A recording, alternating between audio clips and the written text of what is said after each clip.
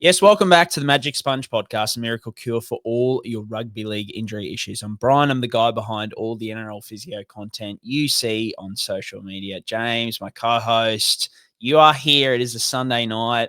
Mate, we're a little bit late tonight, I must admit. I've only just got back from what could only be described as the Finns overcoming premiership heavyweights in a close one on a Sunday afternoon, the Gold Coast Titans. I think it's a real good indication of where the Finn season's at, that they, can just beat such a strong side in the Titans by 6 points in a real tight one. And then not only that, mate, they were a big win for the Finns.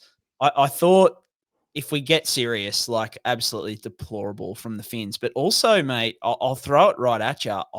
The Broncos didn't fill me with much confidence either, the way they played against the Cows, hey?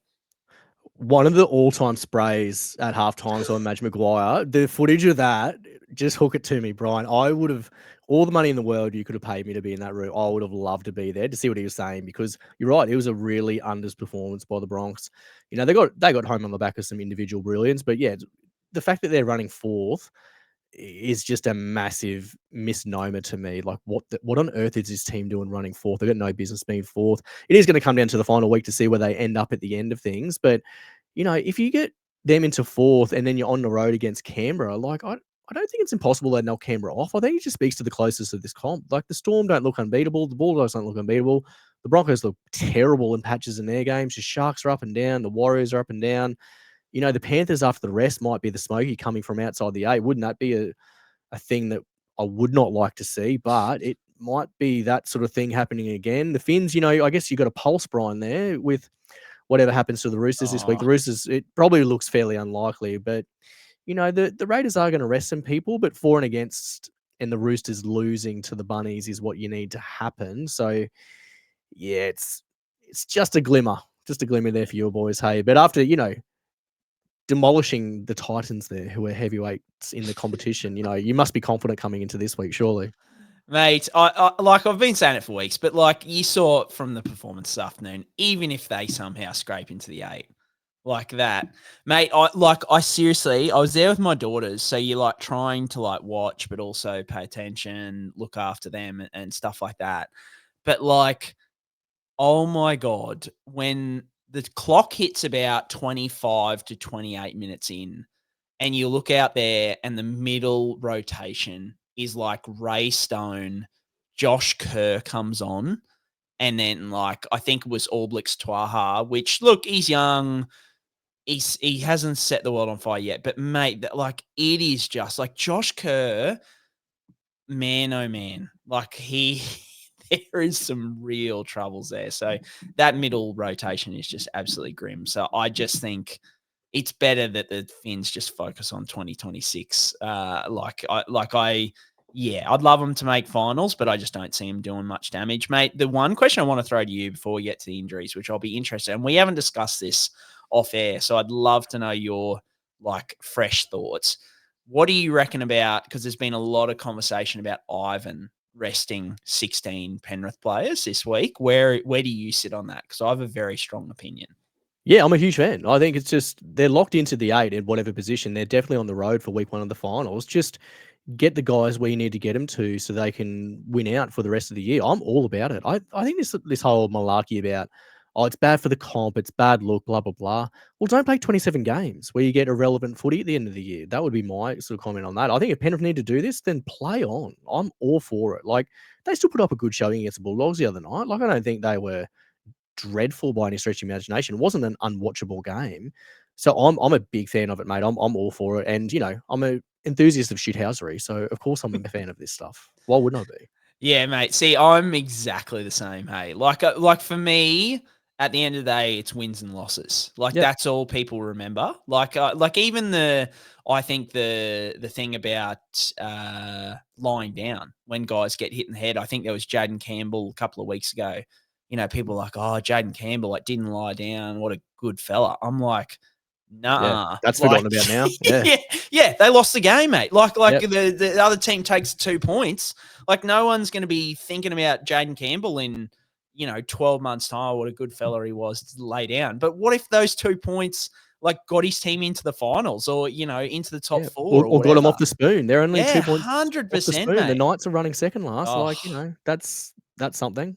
Anything I'd be doing it that's for sure. anything in the rules, and this is the Penrith thing. There's no rules against it, mate. I'm using absolutely everything, and I'll transition this over to injury reporting as well. Like, and this could be something you could say I biasly want is more injury reporting, mate. If you are in an NRL club and you think it gives your team more chance to win, to absolutely lead people down the garden path, then you absolutely do it, because I'm same as you, like shithousery to get the wins.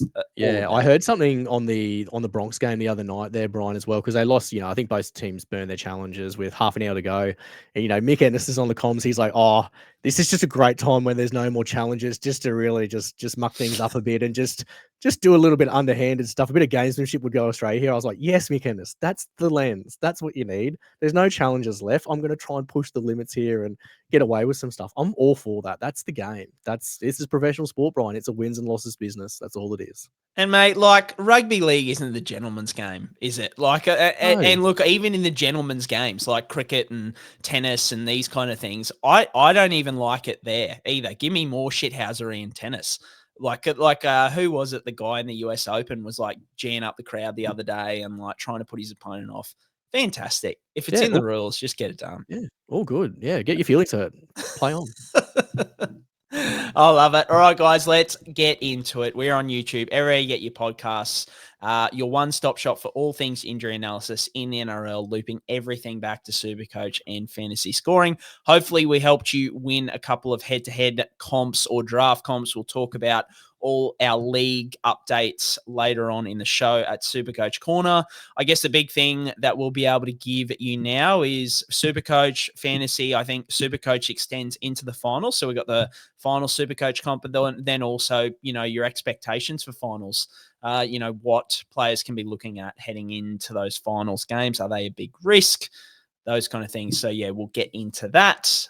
Without further ado, let's get into the injury wrap for this week, which is brought to you by Pain Pod, drug-free pain relief anyone can use. I don't know exactly what he's done. I would have thought it was an ankle, but I'm just guessing. He shouldn't be out for a long period of time. I'm no doctor. We have to wait for the scans, obviously, but that'd be more positive than negative.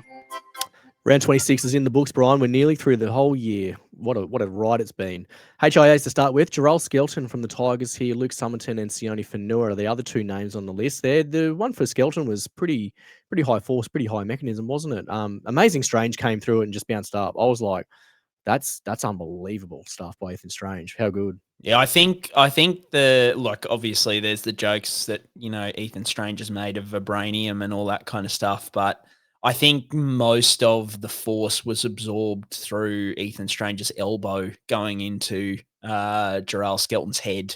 So I think that's probably what saved him.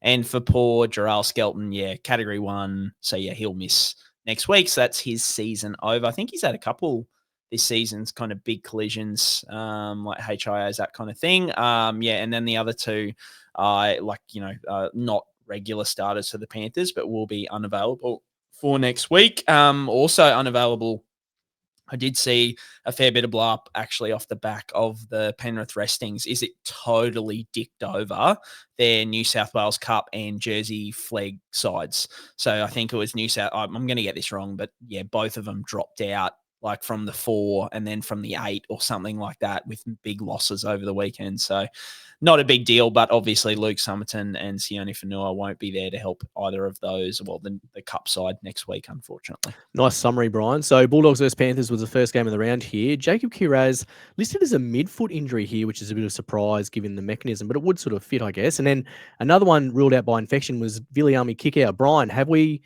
rolled out the Lynx Africa body wash yet for these boys to stop getting infections? What are we going to do by the end of the year? We need a review into this. We need Lynx Africa stat is what we need. Mate, we need any representatives of Lynx Africa out there. Get on to us. I will happily take us on as partners, because I would love to have a Lynx Africa like infection segment or something like that. Stop talking dirty. That's unbelievable. So yeah, links, reach out. Like I assume there's links, and then Links Africa has its own like conglomerate. So like the people from Links Africa. So I'm not interested in links as much as I am Links Africa. So if they can reach out, but yeah, mate. I mean, just our DMs when that article came up about the Bronx like dealing with ringworm and all this kind of stuff. I'm like, yeah, it's crazy. I just cannot believe. I know there's infections every year, but the number of boys, Viliame Kikau in hospital again. What's going on? How are they getting so out of hand? And I think that's the thing that shocks me the most is how out of hand these infections are getting. That these boys are ending up in hospital time and time again. So yeah, he's expected back next week. So yeah, shouldn't be anything too crazy. But yeah, just another one. Mate, the Kiraz one, that's why I was so shocked about the syndesmosis reports from the sideline. I was like, if I'm going through my differentials, it's lateral ankle sprain, number one, midfoot sprain, number two, like fifth met fracture, number three. Like, I'm not touching syndesmosis until, like, you ask me for a fourth or a fifth or maybe even a sixth option. There's so many other ones before there. So midfoot sprain is probably your second most likely, but to be fair, it still is a bit of a shock because it was relatively typical for that lateral ankle sprain kind of mechanism. So what I'd be thinking, it's like the lateral midfoot as opposed to the Liz Frank ligament, which is more on the medial side, so towards the big toe side. It wouldn't surprise me if this sprain is kind of towards the lateral midfoot, and especially because we're not hearing any suggestion like he's got some fractures there, which I assume are avulsion fractures, which is where the ligaments pull away little bits of bone.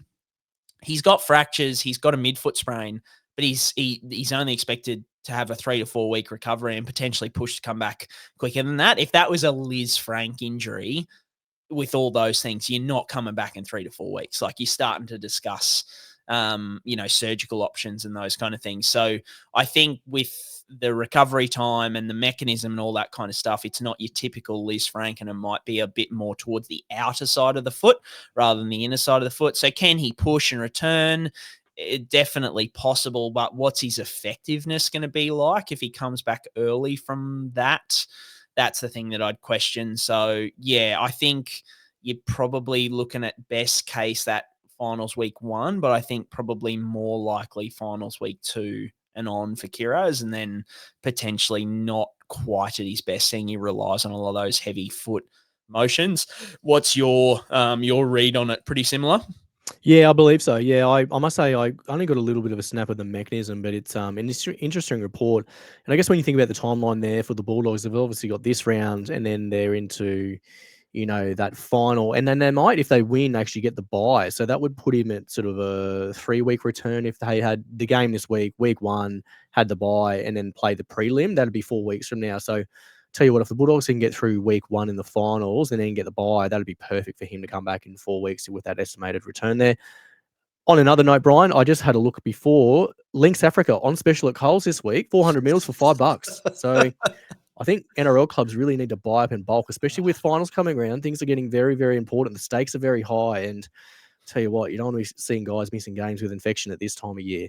Next game on the slate was the Warriors versus the Eels, but nothing out of that one, Brien. Nothing out of the Storm versus Roosters either. For the Raiders-Tigers game, we had Seb Kris, who was ruled out with hamstring sort of tightness pre-game, I suppose. Doesn't sound like an extended absence, does it, for Seb Kris?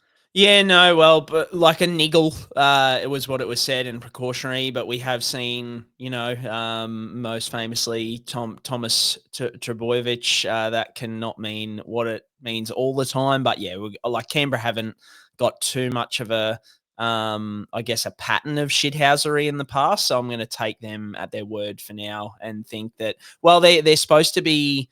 I think Ricky's already come out and said that they're going to rest a few next week. So I mean, if he's going to rest a few and he's resting those with niggles, I would say Seb Kris is probably going to be one of those. But then back for week 1 of finals, he'll still just be an increased ring injury risk in those first couple of weeks back. Yeah, nothing else to add there from myself, Brien. Next game was the Dragons versus Manly. Tolu Koula was ruled here as a knee injury. I didn't see mechanism for this, sorry, Brien, so I've got nothing to add. Yeah, mate. If you just gave me no reports from from the sideline, from the post match, and he just told me to look at the mechanism. They didn't really show any great replays of it. It was just the wide shot from what I saw. I went through the rest of the game trying to find like replays, but I couldn't really find anything.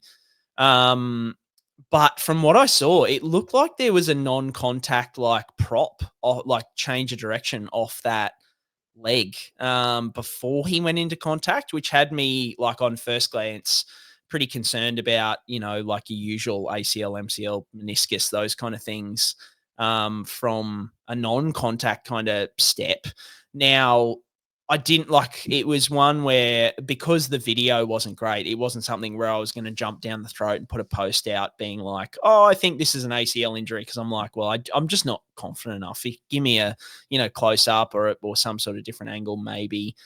So that's where I was like, oh, look, has anyone, I reached out to the broadcast channel and no one had kind of seen any better angles. So I'm assuming he copped a knock once they got into contact and the legs tangled and those kind of things, because they've come through and said grade 2 MCL. So a bit of instability there with the hands-on testing.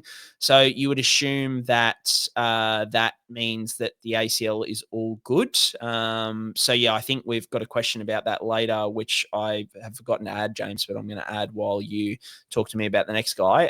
But yeah, got a question about the hands-on tests and how accurate they are in terms of ACLs, but I'll say for now, very accurate. And then how they tell that they think it's a grade 2 is, we've spoken about in the past, grade 1's minor. You'll get pain with that hands-on testing, but not looseness or laxity. Whereas with grade 2, they can feel kind of the looseness in the knee. So yeah, like season over, should be okay if it is only a grade 2 for Pacific Championship, because that Pacific Championship won't be for another kind of 6 weeks probably. So yeah, so 4 to 6 week injury. So you think he should be fine for that. Yeah, and that's important for Tolu Koula, isn't it? So I think hopefully he's good by the end of season stuff. So the next game was the Cowboys versus the Broncos, and the name on this list that was almost ruled as a re-injury, wasn't it? Was Adam Reynolds with a hamstring re-injury here, Brian. I haven't heard much about severity there, but the Broncos are normally fairly guarded with the information that gets out of Red Hill, aren't they? Yeah, mate. Got our good friend of the show, Pete Bedell, up there in Broncos land, just doing God's work, just sniffing the ground at Broncos training week in and week out. He's all over it. Yeah, I think it sounds like, I think people were blowing up at the start because there was kind of the report from the Courier that he'd re-injured it, and then the Broncos said no, he hasn't re-injured it, he's just resting or something like that. But like, he was named in the squad.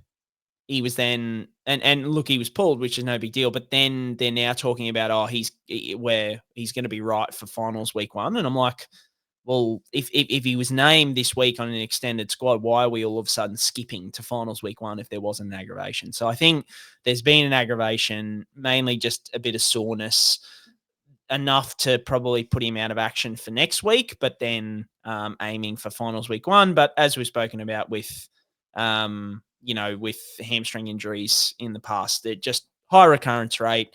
Reynolds has had his fair share of soft tissue strains over the time. So yeah, I'm not super confident in Reynolds getting through the rest of the season, through the finals without some sort of, lower limb issue. I mean, as our resident Bronx homer, mate, how are you feeling about Reynolds heading into the finals? Definitely not confident. And we've seen this in the past with Adam Reynolds. He gets to the end of the year and he's had a couple of fairly notable injuries during the final series, hasn't he? I can think of a couple of times for the Bunnies where he was really, really going well for them and steering them around, where he's had sort of really unfortunate timing of injuries. So it's one that, the Broncos can ill afford to have him out longer term. And really, I think it sounds like Ezra Mam and Selwyn are not even any chance of playing in the finals this year. Brien was my understanding as well. So it sort of makes him even more important to see if they can have enough firepower to get through to the end of the year. Tell you what, though, if they play like they did the other night, they're probably going to just get humped out of the comp in 2 straight losses in straight sets. So it'll probably be irrelevant anyway if it goes true to form like they dealt out the other night. Sharks vs Knights was the next one here, Brian. So we're talking Braydon Trindall here with an ankle concern. Any more details about Braydon Trindall there for the Sharkies? Yeah, it looked like a pretty nasty lateral ankle sprain. This was more traditional in that, like, he just stepped on another player's foot. I see this a lot in basketball players, and you see it a lot in if you follow NBA. You see it a lot over there. Guy jumps up, comes down on a player's foot, and then the ankle rolls or the foot rolls in, stretching the outer side of the ankle. I'm sure 90% of the people listening have had one of those in their lives before. Hurts a lot when you do it, but usually settles relatively quickly. I think there was some talk post-match that they think he might have torn some ligaments in there. That's still not the end of the world. Especially, potentially he could play next week. We saw Liam Martin tore 2 ligaments in his lateral ankle, needled up and played the next week, played it, 80 minutes, went really, really well. It just, he'll have to deload significantly this week in terms of training, get some, cortisone or something like that to try and settle down the inflammation and just try and play through the end of the year. It would do him the world of good to have a week off to let it kind of settle down because it will swell up quite significantly over the next couple of days. But more like you can strap it up really solid, and it's not one that, has super long-term implications a lot of the time in terms of permanent damage or anything like that. So, yeah, either next week or the week after for Trindall, I think. Yeah, good summary, mate. So last game of the round was the Finns versus the Titans. Sami was ruled out pre-game with a groin injury. Sounds unlikely to be right for the last game of the season. Kulikefu Finefuiaki was an ankle injury. He was ruled out pre-game. And then Hamiso Tabuai-Fidow was an eye injury out of this one, Brian.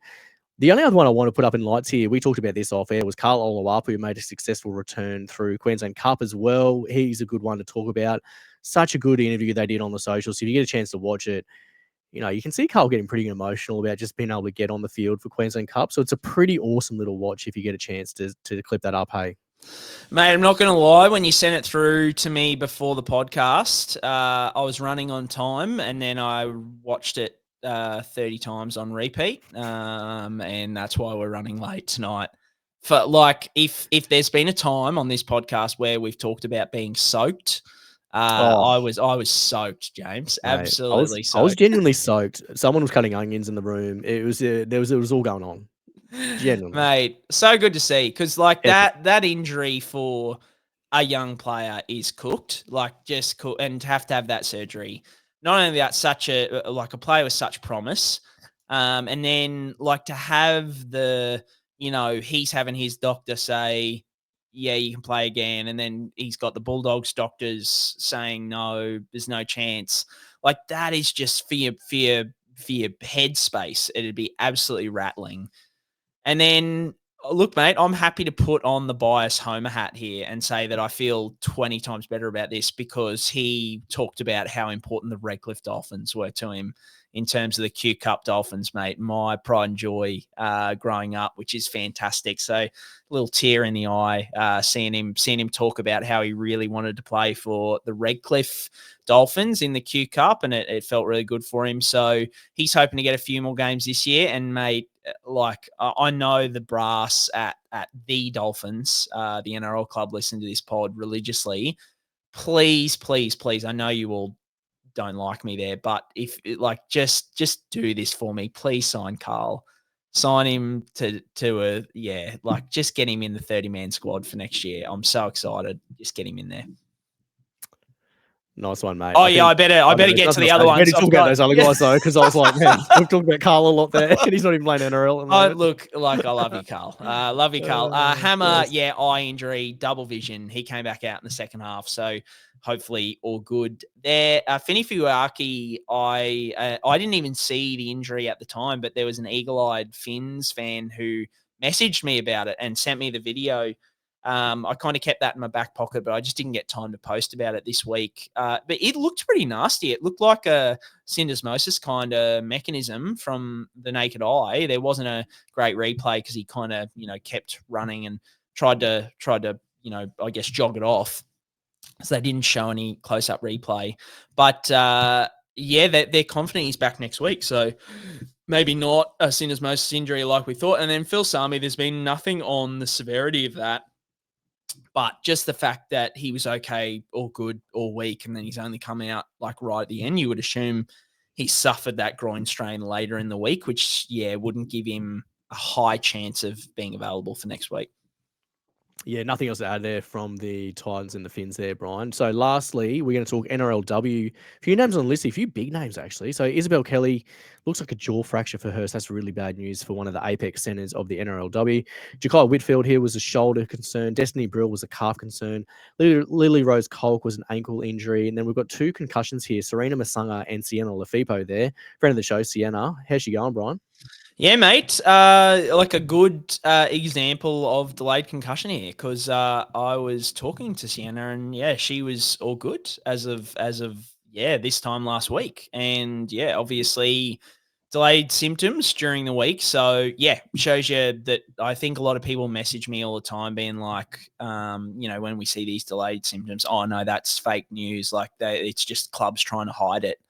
And it's not I see patients week in and week out who are fine, even Monday coming in and seeing me on the Monday and they feel fine. And then by Thursday, they're like, oh no, I'm cooked. This isn't good. So just mainly a public service announcement for anyone out there. Keep an eye on those players who have cop knocks in community footy. Even if they're fine day of the game, doesn't mean they're going to be fine for the rest of the week. Isabelle Kelly, mate, the good news there, there was a bit of confusion because I think the way it was worded in the telly was that she doesn't have a jaw fracture. She's got an oral fracture. Now, an oral fracture is a bit of an umbrella term. An oral fracture technically involves any fracture to do with anything around the mouth. So that can be jaw and most commonly jaw.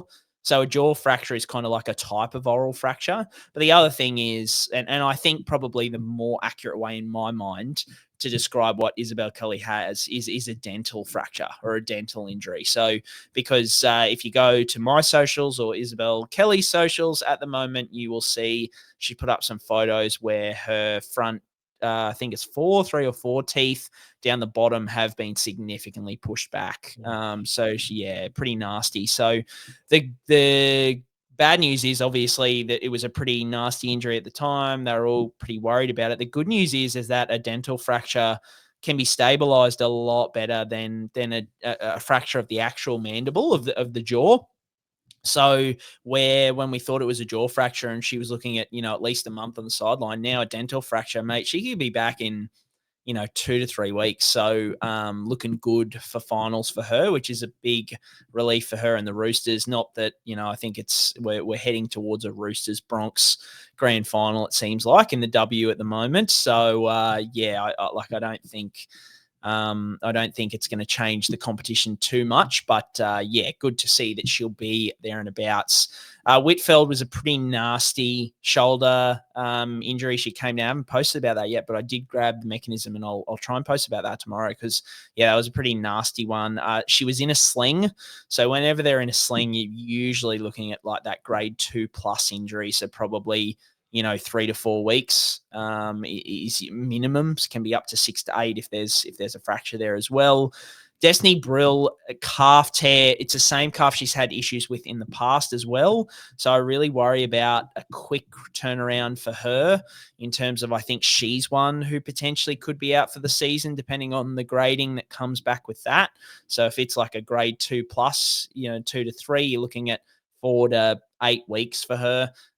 So she'll need good news there. And then, Lily Rose Colc with the ankle, she didn't return after going off. So wait to hear some news there. But some bigger injuries in the W heading into a few weeks before finals. But mate, my Titans, they're within striking distance of the 4, which after their start of the season, I never thought that would be a thing. So maybe the coach wasn't completely crazy when she said Jamie Chapman's aiming for the grand final to return. They're still alive. They're paying $67 now, Brian. I think they were $61 last week. So there's still time to get on for those degenerates playing at home if you want to back the Titans girls in for the W. Righto, we've wrapped up the injuries there, Brian. You've done well. We're going to launch into the questions. We've got quite a few here to get through tonight, so we'll do our best to launch in and get these done pronto tonto. So the first one is, can you run through Cameron Murray and Taniela Paseka about them looking to return from their Achilles injuries either, maybe this week, with the last game of the season. Why are they risking coming back for one game, do you think? Is there any upside to this decision, Brien? It doesn't look like it from my lens, that's for sure. Yeah, I think we've spoken about it ad nauseum in terms of what we would personally do, which is like, I just think it's there's no way I would consider it at this point in time. I mean, yes, we're not in the inner workings, and we don't know the mentality of the players. They might be really struggling from a mental health standpoint, and they've decided this is the thing. But I don't know, from what the players are putting out there publicly, especially Cam Murray, it doesn't seem like it's his mental health that's kind of, he just wants to get in there with the boys in the trenches, I think was his thing. They've been in the trenches all year, and I want to get in there with them for one last game. And he's even, because there's been some speculation with Cam Murray that he was auditioning for the Kangaroos tour come the end of the season, but he came out and said that's not the case. So that's not what, like, he's almost ruled himself out of Kangaroos contention. So it's not even that. It's just a game for the Bunnies in round 27. Now, granted, it is the Roosters, but this question specifically is, what are they risking by coming back? So I did want to talk about that briefly, and why I guess give some, rather than us just spouting off like why we wouldn't do it. It's like, what are the risks? So I'll absolutely accept the risk of Achilles rupture recurring is very low. It's usually below 5%. But Cam Murray's only like 5 months post-surgery. The usual recovery time, 5 to 8 months. The biggest thing is return to performance and return to 100% for players post-Achilles rupture. It's 18 months plus, and sometimes up to 2 years, right? Or 2 years and beyond. But it's usually not until that second season back that they're back to 100%. So that's at usually like 12 to 18 months post-injury. So you're talking about a guy who's definitely not going to be at 100% coming back, right? That's number one. The odds are still absolutely in his favor. We're not sitting here saying he's more likely to get injured this week than not. It's still probably like 9 times out of 10, he's going to get through this game fine. But I guess what we're talking about is the 1 time in 10 that he isn't fine. Is that risk, that 10% risk, really worth it for one game in round 27? And probably my biggest argument against it is, even if you take out the Achilles re-injury risk, right, and we just wipe that and say it's zero, for me, the return to performance argument is like, there's a real chance that he is back to 100% by round 1 next year if he has a great off season. Right? If he has a great off season and he kills it, he builds his performance, he hits the ground running round 1, 2026, and he puts in for the Bunnies, and that might be, their year potentially. James, if he goes out this weekend and, let's say, strains a hammy, tears a hammy, dislocates a shoulder, has a high grade AC joint injury, something like that, which is totally, well, maybe the hammy could be related to the Achilles, for example. But let's say those other ones, totally unrelated to the Achilles, right? And you could say that could happen to any player, but not any player is less than 100% coming off an Achilles surgery that will require a great offseason to get back to 100%. Like, that's my thing. If he does any of those things and it affects his offseason, then he can't, he might not be able to put those miles in his legs and build his performance over the offseason. And then there's the potential that he starts next season underdone, which is for me, that's probably the strongest argument I can make, is the return to performance one with all these other fluky injuries that could happen. I think that's even stronger than, say, an Achilles re-injury or like a calf tear or something like that, which could also happen as well. I've ranted, James. What have you got? Anything else to add there for me, mate? It's the same with Paseka. Probably less important to Manly, Paseka than Cam Murray. But yeah, that's where I sit with those kind of guys and what they're risking. Yeah, and I don't think there's anything else I'd add, Brien. Like, we've talked about it ad nauseum here, haven't we? Like, you've mentioned it time and time again. There's just what is the upside decision to this coming through? I don't see Trell Mid on the casualty ward either. Like, I think he's around this round, maybe potentially coming back as well. So I think the thing for the Bunnies, if you really want to play spoiler and ruin the Roosters season and get the mighty Dolphins into the top 8, then if Trell Mitt's there, he's far more important than Cam Murray's going to be. So I think, just pack up the bags and book your Bali flights and get ready for next season. Like Jack Whiten's back this week. I think Trell Mitt should be in the building as well. So they're going to have one of their, better teams on paper, I suppose. So, and really for the Bunnies, there's nothing to gain for where they are on the ladder. So I don't really see the upside to it either. So that's where I sit on it. We've talked about that many times, and that's where it's still the same. Similar question with Jahrome Hughes here, Brien. So would you not just leave Jahrome Hughes to week 1 of the finals? Are him and Isaiah Yeo really big risks heading into the final series as they stand with their shoulder? Yeah, dislocation, subluxation concerns. Yeah, they're getting up there in terms of, I think we speak about time and time again, like players, bar your Cooper Cronk kind of situations, fractured shoulder blade. By and large, players, when they run out, even injured players, they're still a better chance of getting through the game unscathed than they are getting injured. So even when we talk about guys who are at a high re-injury risk, you're probably looking at maybe 20, 30% max. Like you're not sending a player out there if they're more than 1 in 3, percent in that particular game of getting injured. So I think overall, like the chances aren't astronomical. There's still a better chance of getting through these games. But it's definitely on the higher end of what's acceptable week in and week out for players. But when it comes to finals, mate, like this is where risk versus reward, like the reward is huge.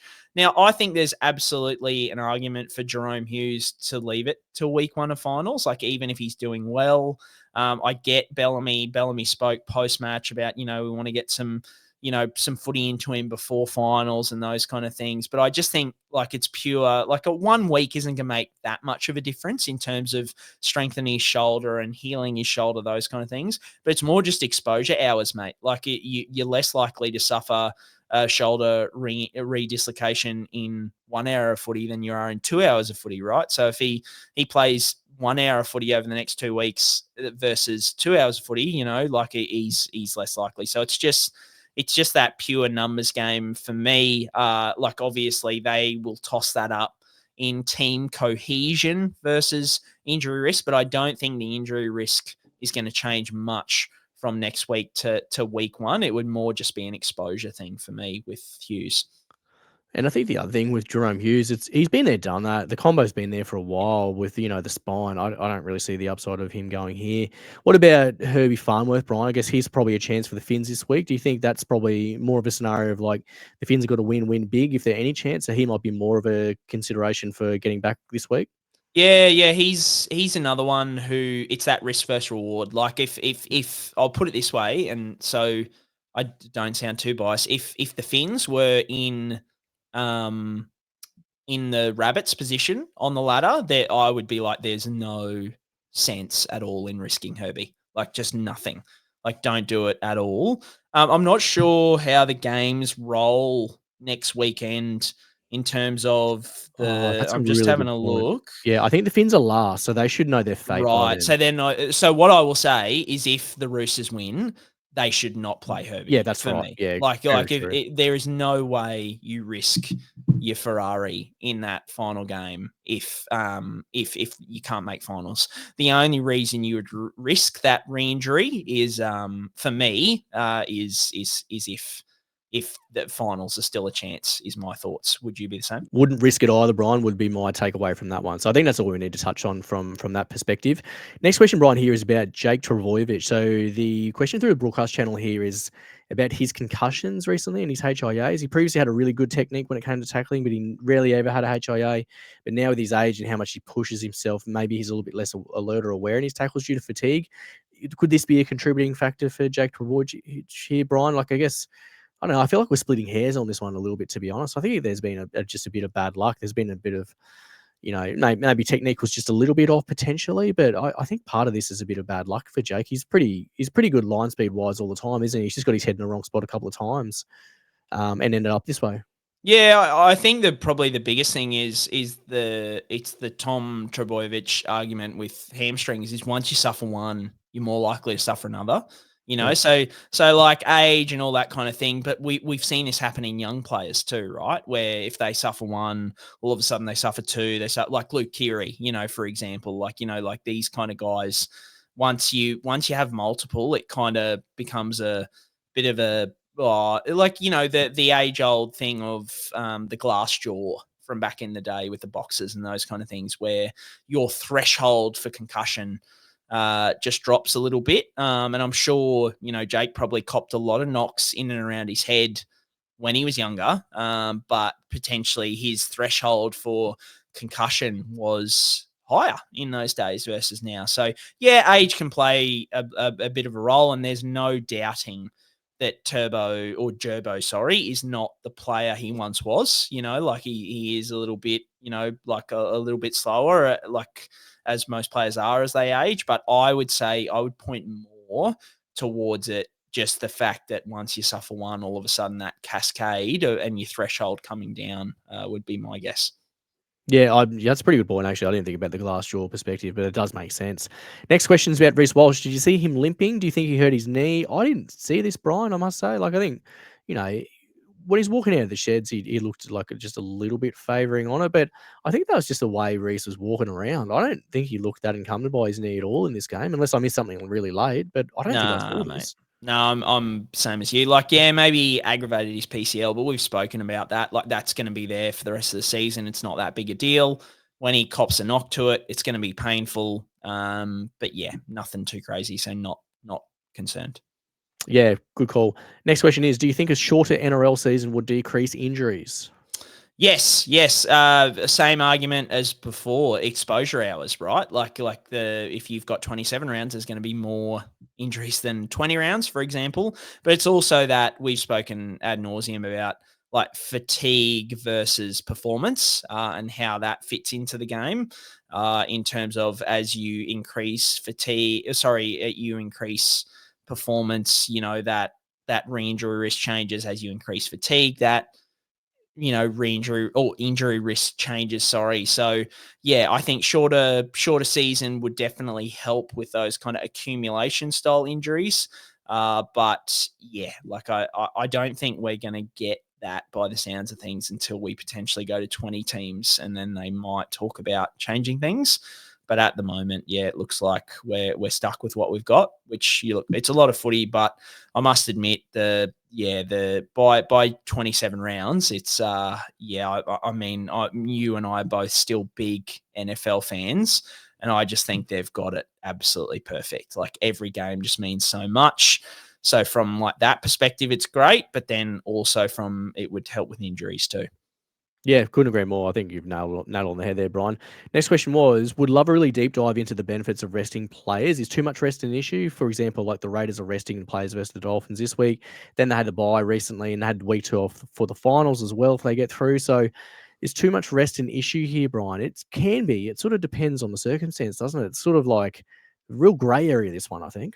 Yeah, we talk about loading a lot on this show and in my posts and different things. And while overload is a problem, underload is also definitely a problem too. And it's really hard to replicate match conditions, right? Like, so if you miss a match, like it's hard to replicate that, the exposure to load that you would get in that game. Now, this is one of my favorite analogies, James, as a physio.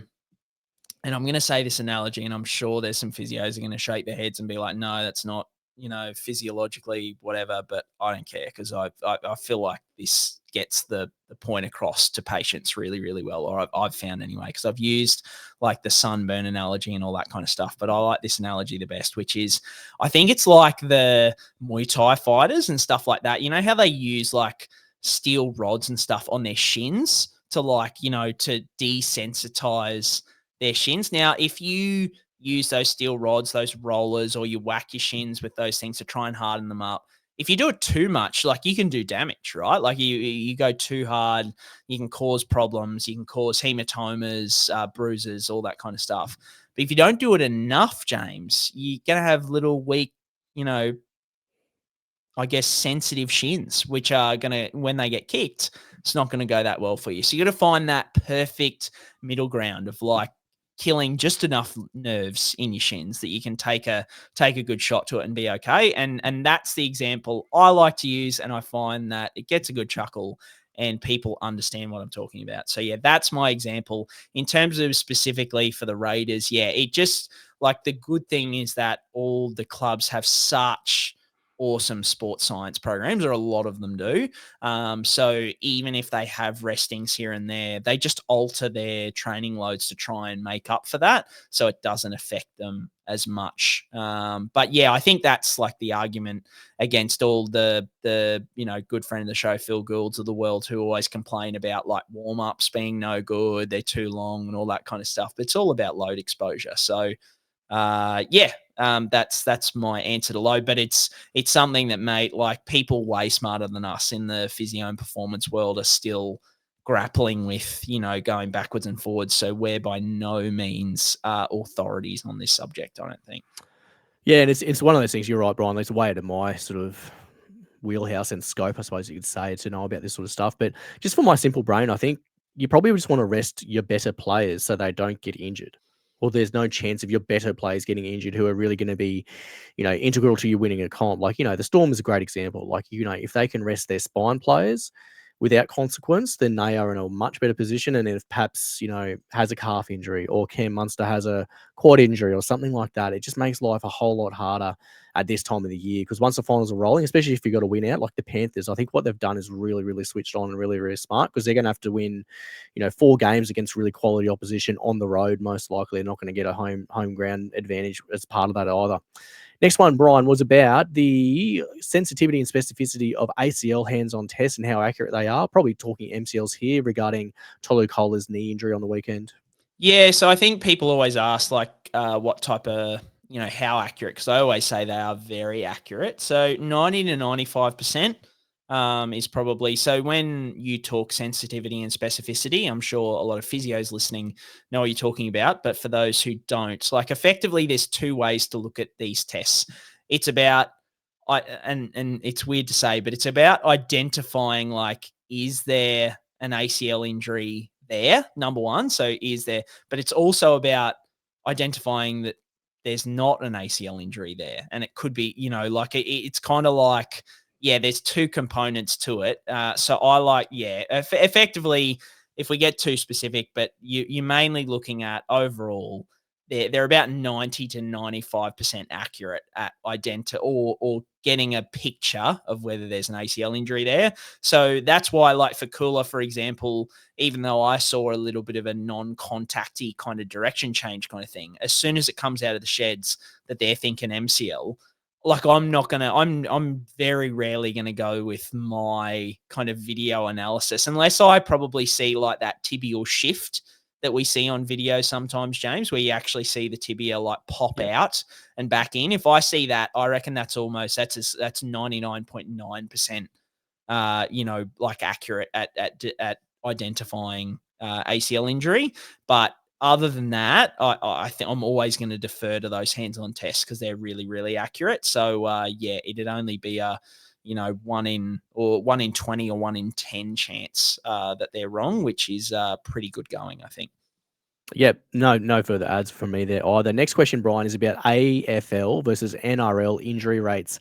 Are they similar across the codes here? What are we looking at injury rates wise? Yeah, so I've obviously got a pretty good wrap my head around the NRL ones. I am just going off like a Google search for AFL, to be fair. But like NRL, it usually floats. It can vary, but it probably floats between 45 to 55 injuries per 1,000 hours of NRL game time for NRL players. From what I could find online, 42 to 47 injuries per 1,000 hours for AFL. So, I mean, you hear us talk about it all the time on here. People are like, oh, why aren't we doing more for hamstring injuries? Why aren't we doing more for ACL injuries? All that kind of thing. Yeah, like most field sports are pretty similar with these kind of things. So, and yeah, this is no different. 45 to 55 for NRL versus 42 to 47 for AFL. Yeah, love the chat there. Last question, Brian. This is a vibey one. If you had to make a team up of 1 player with 16 clones, who is that player that you're picking?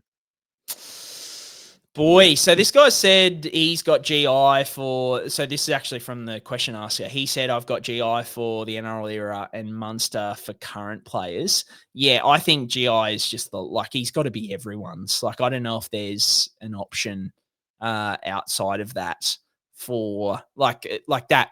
He would win, right? Like, I just think he would definitely win that. Look, like you got to go. Like, I don't think you can go too many like halves. Like even like a Nathan Cleary type. Like as good as he is, I just don't think there's enough roll forward there for me. Probably. If you're putting Cleary up against a team of monsters, there's like that's pretty evenly matched. But like fit Latrell, mate. Like get him in there. I think that'd be a really good option. Tommy Turbo when like not this year, but previous years, he is a really, really good option. And then look, mate, I've just got to put him in there, but and shout out to the Finns. You got to get him back. But Valence Tafare, just a team of Vals, mate. This is that's mate. He can play. He can play. He's so fast. I just got to know if he can play halves. That's the only thing I don't know about him because I know he can play everything else. I just don't know about his ball, like creating ability, his kicking game. That's probably the only thing. But other than that, he's a 10 out of 10 everywhere else. So he's my heart pick. What about you, mate?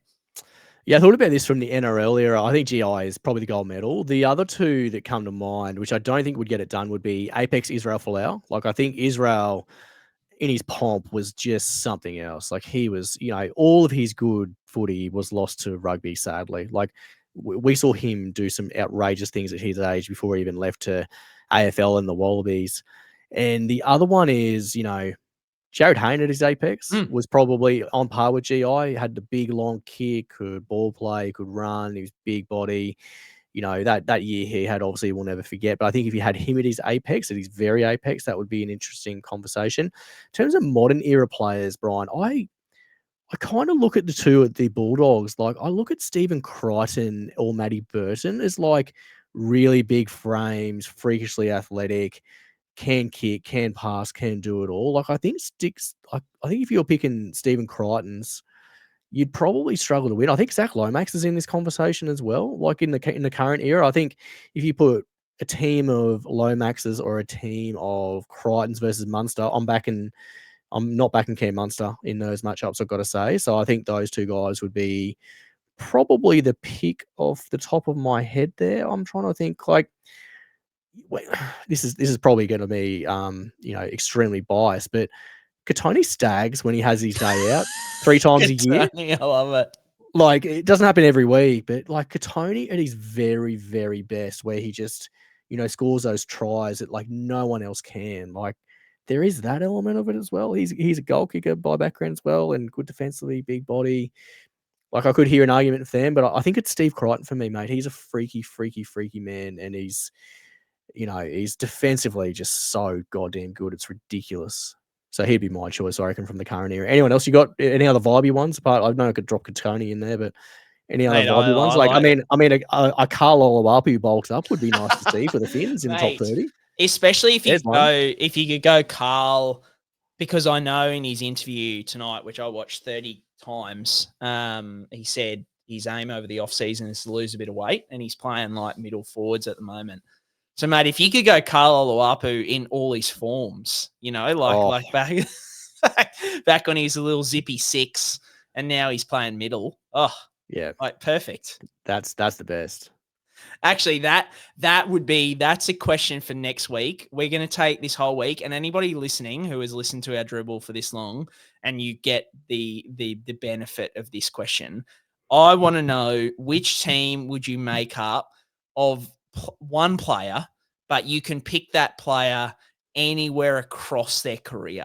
So like Luke Lewis, you could pick like Luke Lewis. Ruben Wiki. Oh, yeah, my God. Early career.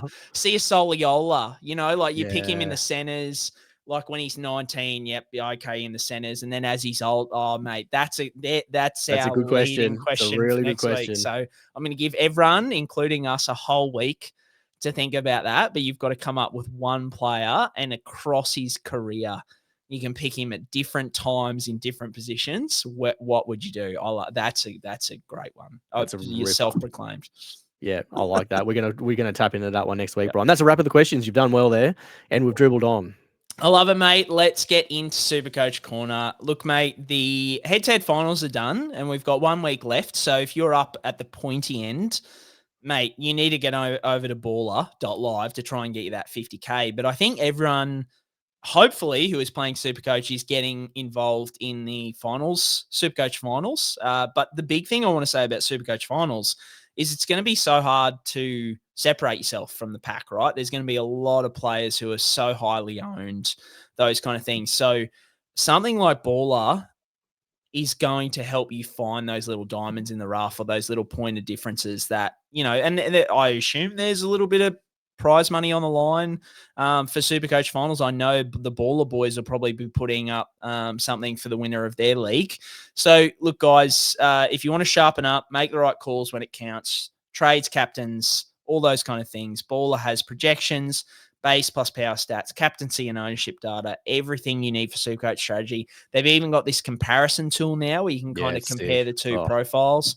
Like, so good. So head on over baller.live, BALLR.live, and get access to every tool you need to finish the season strong. James, we've said it, next year we're going to be right up the tippity top of Supercoach Classic because we're going to be have a whole preseason of Baller in our lives. It's going to be great. But yeah, get on over there. I know you're a big user of it as well.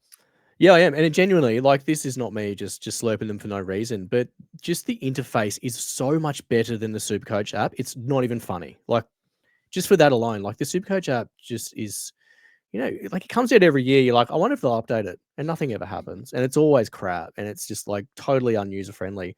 Mate, Baller.live, it is genuinely easy to use. It's got so many other things built in that make it so much easier, like base power comparisons, comparing two players week to week. Their projections are so much better and so much more accurate. Like, this is just genuinely like not a sponsorship sort of thing here. Like, this is genuinely like it's a lot better to use than the Supercoach app. So definitely get across there and make it happen that way would be my call, Brian. So I might just give you my score update quickly before we launch into the other stuff. Before you do that, I'll do the draft ones first. Let's do that. On board, the one thing I will say for any NFL fans out there, it's like Sleeper for me, is what it reminds me of. Yeah, that's a call. Like, because Sleeper just leaves every other thing for dead in the NFL fantasy space for me, especially after us doing our draft on Yahoo today. And Yahoo is an absolute just ball of steaming crap.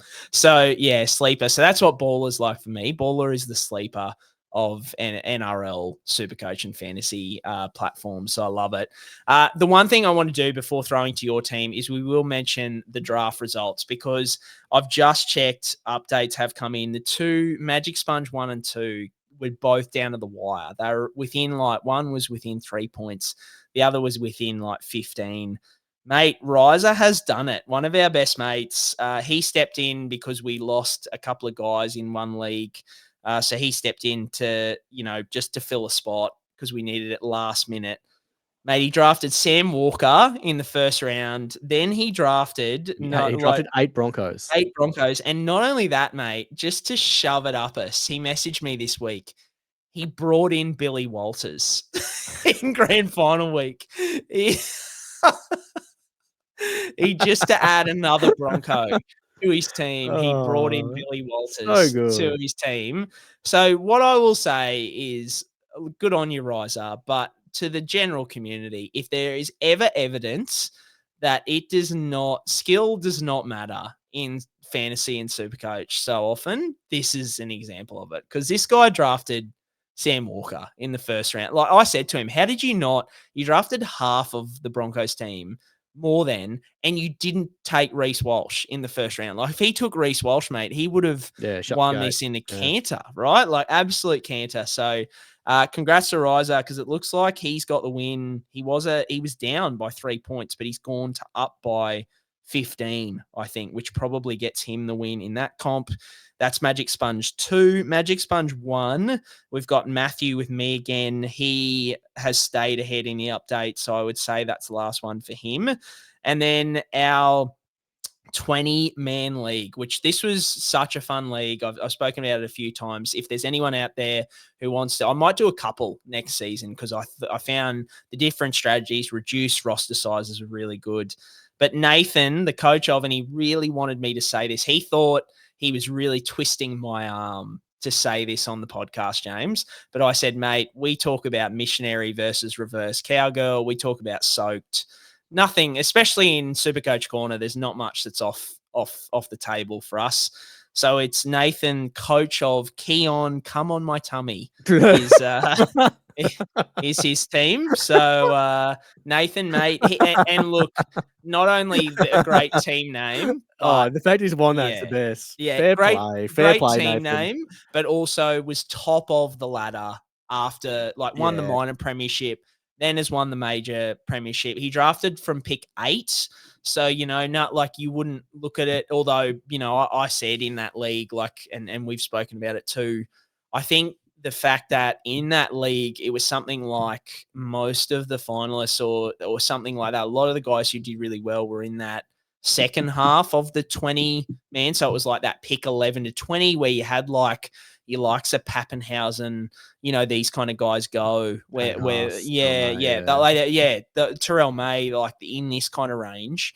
So they kind of went there because then we did Band's eye draft too. So they kind of got on the flip, they kind of got, they missed out on the carnage from that top 10 picks, right? Where Latrell, Kalen Ponga, even Cleary, people weren't happy with Hines. I just think it's the worst. Yeah, it's one of the worst, top 10 picks. Keanu Keeney, he was gone. It was so brutal that first round when I say first round, first 10 picks this year. So, yeah, but good on Nathan, mate. He absolutely killed it. So, and then the other thing I want to mention, any NFL Supercoach, I'll plug this on socials a bit this week, but we are big NFL heads, as you know. So we want to give NFL Supercoach a bit of a go. So we have got a league code for the classic version. I think the draft version. Look, if you're going to do draft for NFL, just do it on Sleeper. Don't do it on Supercoach until we get an idea of just if it's any good or not. But for the classic version, 833-521. So if you're listening and you like NFL, you want to give NFL Supercoach a go, get on over there. I think I've said on the Baller podcast, mate, and you'll enjoy this, is that I am self-proclaiming myself the premium or the top expert when it comes to NFL Supercoach, NFL Supercoach, because by all accounts, it's an exact replica of Dream Team, which is like the Sportal version. And I've played that every year for the last 5 years, and I have not finished outside the top 100. To be fair, there's only 3,000 people go in it, but I've finished top 100 every time, and I've finished top 10 twice. Now, Ben, who is the Supercoach Sponge on Twitter, he reckons he's got me covered, but I need proof of that, Ben. So you send that through. But until then, I'm calling myself the NFL Supercoach expert. So, mate, hit me with your Supercoach team this week and what you would do if you somehow had trades left to use that boost. What would you do for your final week? Yeah, well, Brian, call your shot about the NFL Supercoach expert. I'm all for that. So giddy up for that one. So this week, 1346. Man, there were some big scores this week, Brian. There's some big scores lurking out there. So IVC Connor Tracy and Captain Nico. So that's where I ended up. I'll tell you what, Reece Walsh might have overtaken Jack Reed as the hottest of hot streaks in Supercoach history, because Jack Reed, for always playing along in 2014, had that little bit of a streak that we won't forget. And Reece Walsh since round 19 has gone 79, 61, 134, 26, 155, 147, and 161. So shades of Tommy Turbo peak COVID era. And, for me, in one of my draft comps, I had my first finals game where we scored 26 and got bumped out. So I was pretty spewing that of all the weeks that finals landed was the one week that Reece Walsh went sub 30 when he's putting up tons for fun. So, yeah, happy about that. I think for the final round, Brian, if you did have trades left, the ones you'd want to aim for are probably the Roosters, Penrith, Tigers, Sharks, and Eels in their games. They've got more to play for, and they're against weaker sides without sort of those resting implications there as well. So if you're going to choose the teams, that'd be the one I go from. So I think for this week, I'd be looking at probably a goal-kicking Appy Coruscant at 9 versus the Titans. I don't mind that for a play. I think Herbie could be a massive point of difference if you got a trade left to bring him in. You might have held him all the way through if you ran out of trades as well, but he could be one that if he does line up on that last Sunday, then he could be something really worthwhile with the Raiders most likely resting players there as well. And the Finns needing to win and win handsomely. So they might just be playing a bit of fuck it footy where he might just get a lot of footy really, really regularly. So, yeah, that'd be what I'd do if I had anything left up my sleeve, Brian. Pretty devo to miss out on Reece Walsh there for my lack of boost. That's going to be the one that got away, Brian. The one boost I had that I didn't get to use and I completely stuffed up. So, yeah, what a run he's been on, Reece Walsh, hey? Mate, just mental. I mean, I'm stoked that I used my last trade on Turbo, but obviously Walsh would have worked out better for me. If I had 2 trades, I could have gone. But yeah, it's really hard. It would have been really hard to trade out like a Teddy or a Drenky or something like that at that point too. So kudos to the guys who did it, or they probably, instead of bringing in Turbo like cowards, they avoided Turbo and went with Walsh. But yeah, I got 14-22. So once again, no trades left, not hurting me, mate. I did have to start the mighty Kane Bradley, but still knocked out a 14-22, which I'm more than happy with. I think I actually went up, and I've said this to you. Usually I've looked, I haven't used a trade after like round 21 in any years, but it only cost me like 1 year in terms of ranks. Mate, I went up like 1,500 spots last week. So here I am, like no trades, just climbing the ladder.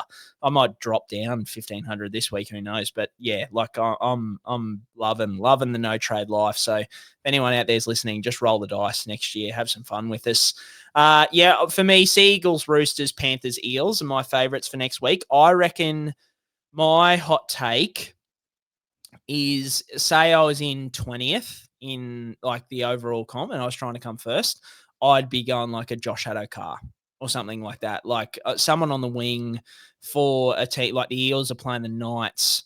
The Knights really don't have much, going for them at the moment. The Eels are at home. Like they seem to be humming to finish the season. So yeah, I'd be looking at someone like Addo-Carr. Like no one owns him. You just bring it in because, like, you could argue like a Lehigh or a Marky Mark could put up 150. There's guys at the Panthers. Like maybe you go like a Tom Jenkins at the Panthers. Like I just think trying to pick someone who might score 4 tries, which it seems like that's possible at this time of year. So there'd be my Alex Johnston is a smoky one there for the bunnies. Yep. With the trail back. Like there's a name who doesn't mind a meat pie, and he's sort of gunning for that record, isn't he? I wonder if is he 3 away still? 3. So he gets a Hattie. Yeah. Poor boy. A bit of rugby league vibe. Now, mate, we have to talk about this. Yeah. I'm sorry. The whole like don't run onto the field situation. Bin. I'm running. I'm running. Mate. Yeah. I'll run from here. Find me. Yeah. And they're like, oh, it carries with it a $5,000 fine. I'm like, you can't, like, come on. You can't fine all of us. You can't do it. No. Mate, that does my head in. And they've repeated it like 4 times. They keep posting about it. And I'm like, the more you tell me, the more I want to run on the field. Yeah. AFL does this a little bit when they have milestones. They always get guys on the field. 100%, or people mate. on the field. To be fair, I don't know whether the AFL, I don't follow it enough to know whether the AFL came out and told them not to run on the field. Yeah, I don't know. Like, I'm not sure. Everyone ran on when Lance Franklin kicked 100 one year. What else? There was one recently, wasn't there? Yeah, when Lance Franklin kicked like it was like the season record or something, or he kicked like a certain amount over a period of time. Was one of the Geelong guys, did he kick 100 this year? Was it Jerry Cameron kick heaps this year? I'm Or not sure. I don't know. Yeah, mate, you're asking the wrong guy. Not my code here, mate. Don't worry about it. Oh yeah, but get on the field. Up the Lions, though. Up the Lions. Yeah, well I'm here. Lions. Yeah, big Lions fan Big since Brien day one. fans. Yeah. No, big Lockie Key fan, mate. Go the Gimps. But yeah, guys. All right, that'll do us for this week. If you like the pod, give us a review or recommend to a friend. James, that's about it. We got round 27 next week. We'll try and get a couple of shows in the final series as well, because there'll be, final Supercoach and different things, but we might take a week off, a well-deserved week off somewhere in there, just leading in to the end of the year. But yeah, guys, thanks for hanging with us this far. And as always, up the mighty, mighty Redcliffe Dolphins.